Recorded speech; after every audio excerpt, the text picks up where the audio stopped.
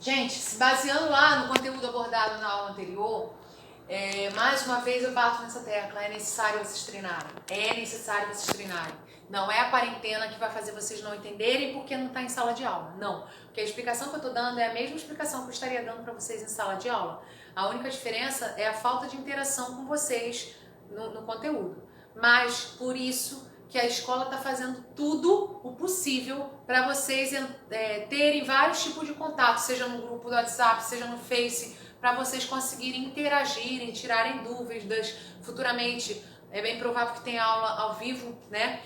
Então, é necessário ter o interesse e a dedicação de vocês, ok? Então, vamos dar continuidade aí, referente à página 59 e 62.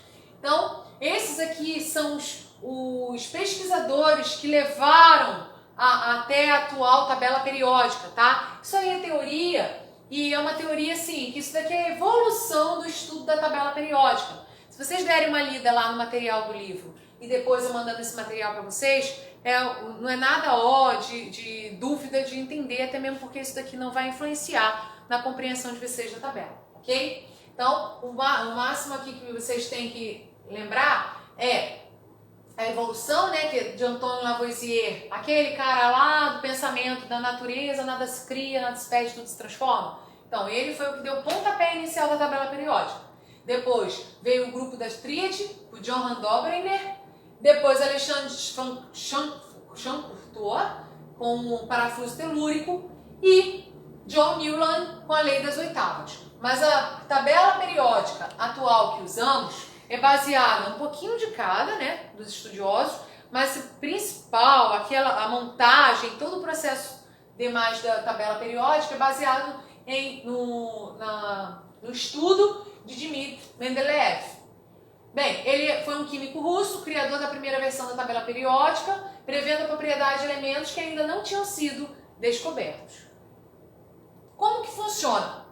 A tabela periódica, como vocês observam aqui, ó, ela é dividida em períodos e grupos, né? Ela divide o período, que você vai ver na linha horizontal, que são ao total de 7 períodos, e na vertical. Na vertical, a gente pode nomear como grupo ou também como família, tá? Nos períodos, que são as linhas horizontais, eles apresentam a regularidade na variação das propriedades físicas dos elementos.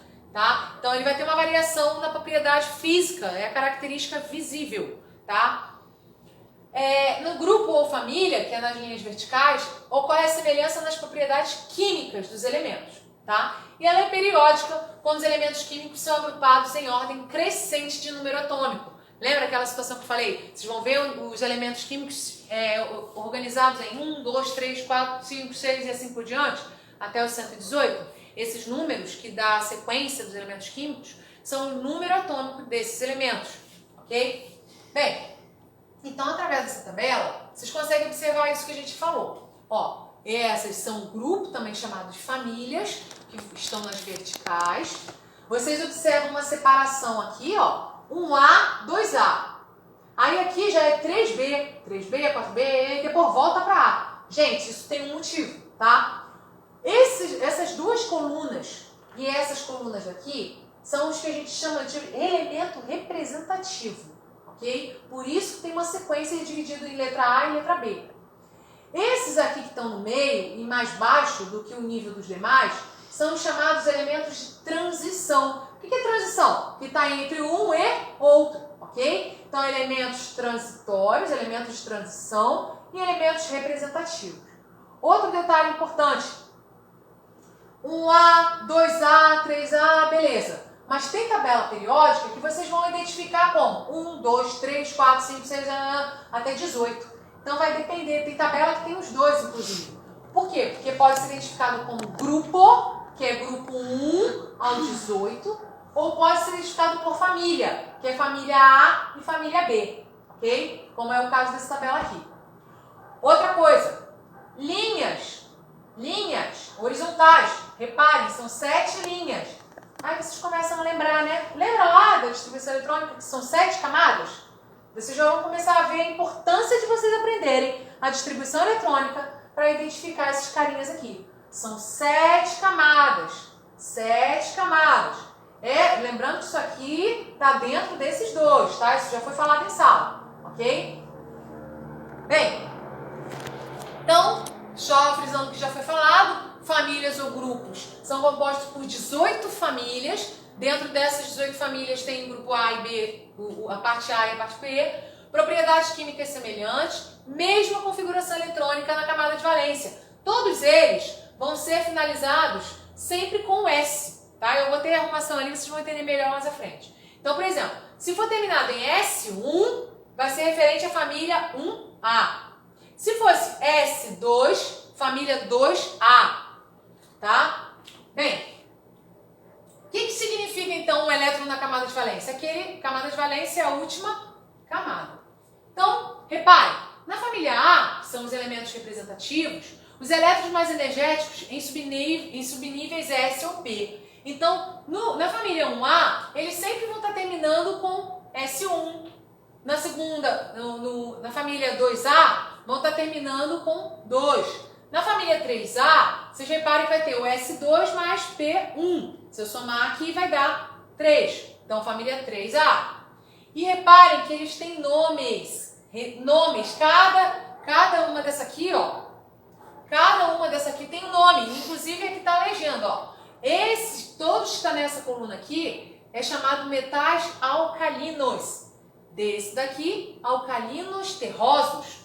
Família 3A, 4A e assim por diante, tá? Tem os halogênios, calcogênios, família do nitrogênio, gases nobres e assim por diante, ok? Então reparem bem isso daqui, ó. Na prática vocês vão entender melhor como é que funciona isso daqui, tá? Mas o que vocês têm que entender é baseado nisso daqui. 1A e 2A, ele sempre vai terminar com S. A camada de valência será essa daqui. Quando ele terminar em D, ele vai estar relacionado aos elementos de transição, ou seja, da família do grupo B. Quando terminar em P, sempre vai ser do lado que está do lado de cá. Quando terminar em F, por exemplo, F2, F3, F14, vai estar relacionado aos lantanídeos e os actinídeos, ok? Então, família B, elementos de transição, elétrons mais energéticos em subníveis D ou F. Então, aqui está a demonstração, quando que vai ser cada uma e quando que ele vai ter no término dele, no final, tá? Na camada de valência. Número de períodos corresponde à quantidade de camadas. Bem, então, subnível mais energético sempre será o último subnível distribuído. Subnível mais externo é o subnível da última camada. E camada de valência, toda a última camada. Isso aí são termos só para vocês fixarem, eu já falei isso daí, tá? Então, como é que fica então a organização da tabela periódica? Elementos da mesma família podem substituir uns aos outros nos tecidos vivos. Nós damos um exemplo aí do Chernobyl, né? Lá do estrôncio no lugar do cálcio em ossos e dentes. Chernobyl era uma usina nuclear na Ucrânia e que houve um acidente nuclear. E as pessoas, houveram várias mutações gênicas e essa mutação gênica é exatamente porque é um material radioativo, o corpo absorve esse material radioativo substituindo o elemento da nossa composição. Ou seja, o nosso corpo substitui o cálcio pelo estrôncio, tanto nos ossos quanto nos dentes. Isso aí gera várias modificações e geram várias mutações que podem levar inclusive à morte, tá? Bem, então a localização de um elemento na tabela periódica será determinada pela sua distribuição eletrônica.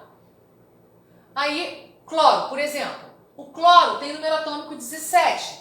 Então, a sequência ficará 1s2, 2s2, 2p6, 3s2, 3p5. Então, se eu somar 2 mais 2 mais 6, 10 mais 2, 12, mais 5, 17. Fechou, né? Como é que eu fiz isso aqui? 1 na frente não significa referente à primeira camada? Tem mais algum aqui? Não, só tem esse cara aqui. Então, K, que é a primeira camada, é igual a 2. Fechou? Segunda camada. Os que tem aqui com 2 na frente só são esses dois. Então, fica 2s2, 2p6. 6 mais 2, 8. Então, a camada L, 6 mais 2, 8. Então, a segunda camada, fechou. Terceira camada, S e P. Aqui tem 5, aqui 2. Quanto que fecha? 7. Terceira camada, 7. Fechou.